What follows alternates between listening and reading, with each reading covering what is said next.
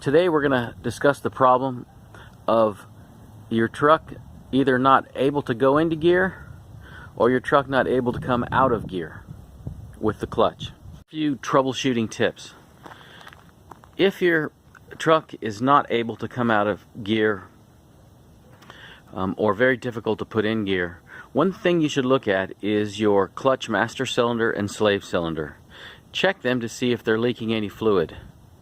Another thing to check is something that most people don't check, but on these older trucks you may need to start to check. And that is the clutch brake assembly bracket. This is a bracket that bolts up against the firewall, and it's actually a bracket that has pedals on it. Because these trucks are a little bit older, this bracket may start to break in different places.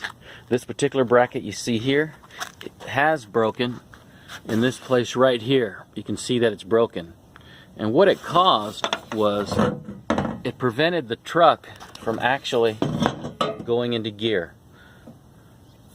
You can see that there, because the assembly would bend forward and just not allow the clutch to depress that push pin into the master cylinder.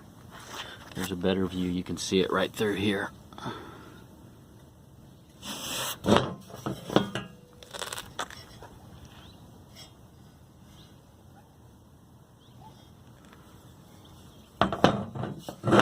So the fix for this is to either buy one of these at a wrecking yard or buy a new one like I did. Because a lot of them that I seen were rusty, I decided not to take a chance on it since I'm taking everything apart, and I went ahead and bought a new one from the dealer. These run about $220 from the dealer. From a salvage yard they're going about $75 as of the date of this video.